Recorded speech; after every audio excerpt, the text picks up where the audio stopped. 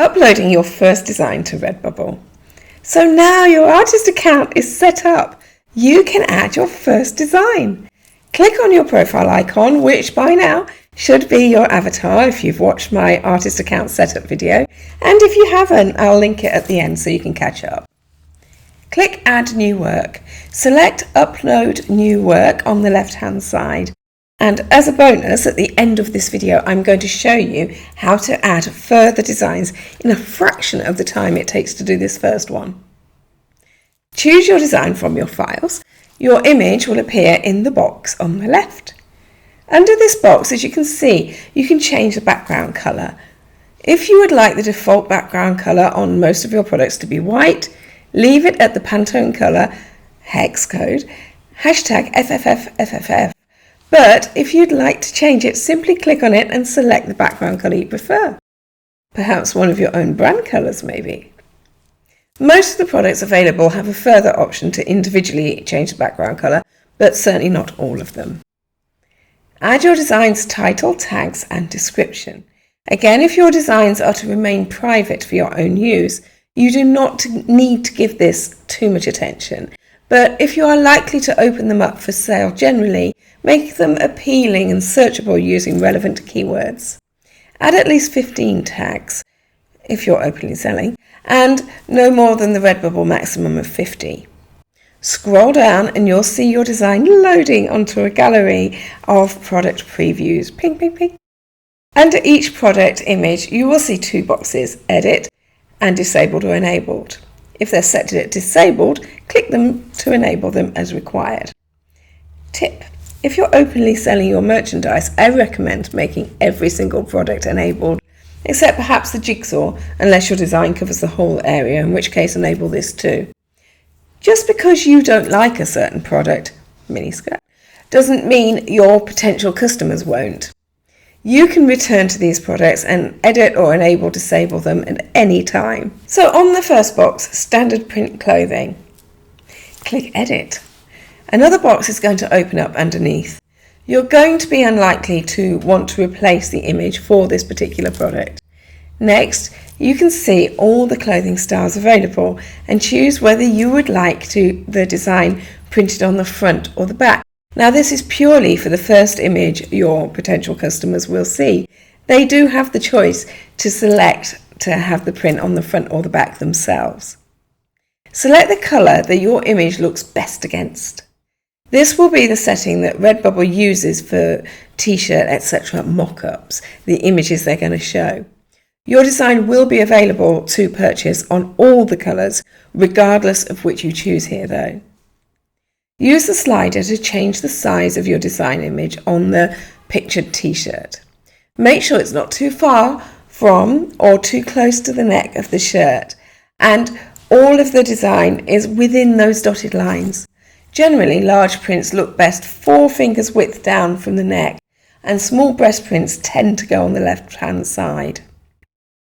For every product you edit, always click the horizontal button to center it, unless, of course, you are deliberately intending to have the image off center, such as a small left breast logo.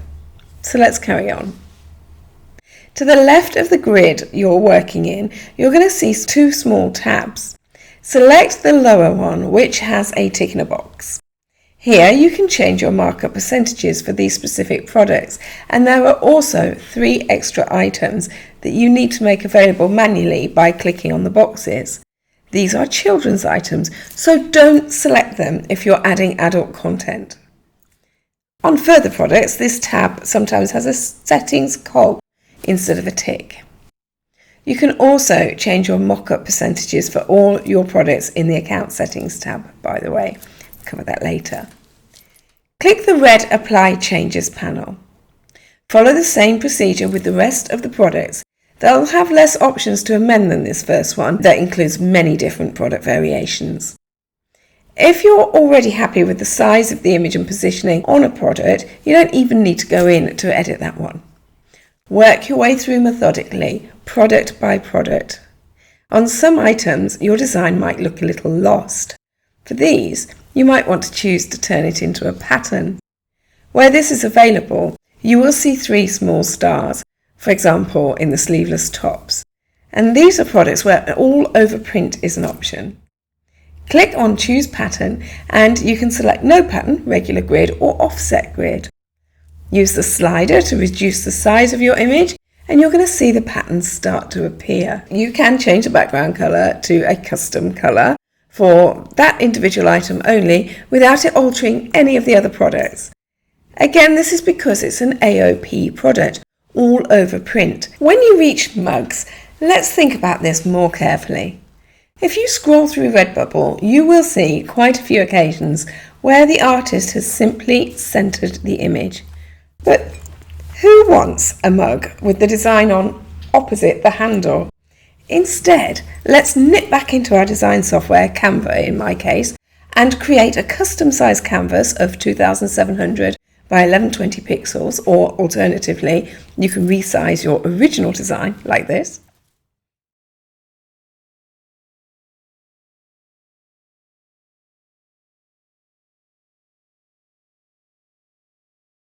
Position your design to one side and click on the duplicate feature to create a copy. Then slide the copy over to the opposite side. And now the image will be printed on both sides of the mug. But you can, of course, put something different on one side to the other if you prefer that, or do something right across. So now back in Redbubble, click on this Replace Image button and simply upload that new image that you've done. Do not be deterred when you get lower down by the Advanced Products section at the bottom. Just continue working your way through them.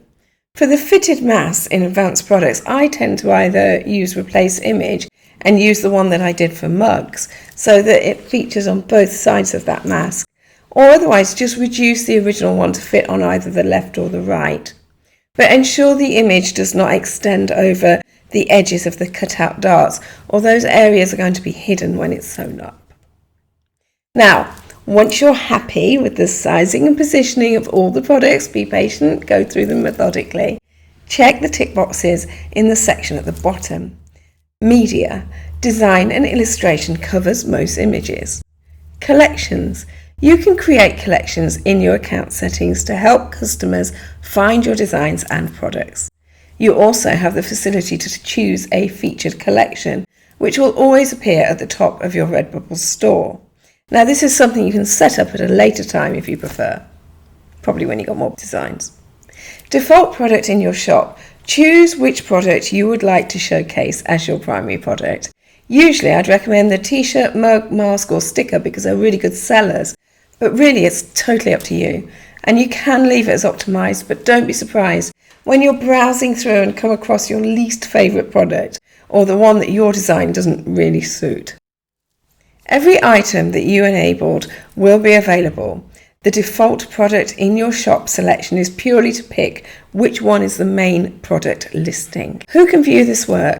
This is where you make it available openly for sale or have the option to keep it private for your own use, branded stuff, things like that. This also means that you have the flexibility to have some designs public and some private. Is this mature content? If your products will not be suitable for children, you need to check this box. You can click to see the guidelines as to what Redbubble considers mature content. Selecting the mature content box will of course limit the visibility of the product if you are listing it publicly for sale. Finally, check the box to say that you have the right to use the artwork and then hit the red Save button. Your products will load. For new Redbubble artists, they will review your new uploads for 5 to 7 days. But once you're a little more established, they will go live in your shop and across the Redbubble platform if it's set public in just 15 minutes. You will be able to edit them in Manage Portfolio immediately if you would like to make any changes. Occasionally you may see an error message at this point. If so, correct the errors and resave. Sometimes Redbubble may email you because they've noticed a design as being similar to an existing one or possibly a trademark infringement. You will not need to do anything. They will conduct a quick review and then email you again to say all is fine and your design has been loaded. unless, of course, it is something that cannot be used. For help with trademarks and copyright, please do see my separate video. I'll pop a link to it at the end of this one. Click View to check over your products and see the standard Redbubble mockups that have automatically been created. Click Edit at the top to change anything that you'd like to tweak. You will notice an arrow in the top right corner of each product photo. You can use these to share them directly on social media. Alternatively, click on the 3 vertical dots underneath each product photo. You can then download images to share. You can also copy the link or view the product page by selecting those 3 dots. On the product page, you will see the price adjusted to account for the royalty percentage you chose, or the default 20%, and reviews for the actual product itself. And there it is. Ta-da! You've uploaded your first product on Redbubble. Whoopee! Well done you! So do stick around, because I've got a little bonus for you. If you're enjoying this video, do subscribe and leave me a comment to let me know.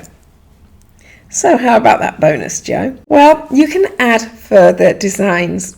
If you found that very long-winded and found it rather tedious and time-consuming, then don't worry, because you are going to be pleased to know there is a much quicker way to upload further images. Important note though, when creating your new design, use exactly the same pixel size for your canvas as you did for the first one you uploaded to Redbubble. It'll make life so much easier for yourself. Click on Add New Work, and instead of going for the left, choose the option on the right. Alternatively, you can go direct to Manage Profile. At the moment, you will only have one design loaded, so click on the cog for this design and select Copy Settings. The duplicate will load.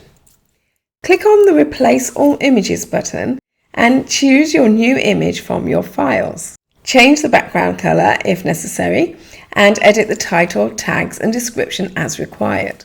Your image should now be positioned and sized on each product exactly as on your original ones. Any that were changed to a pattern are going to keep that same pattern format. How clever. Browse through your products and reposition or resize any as necessary. You can change from an individual design to a pattern or vice versa. Change background colors too.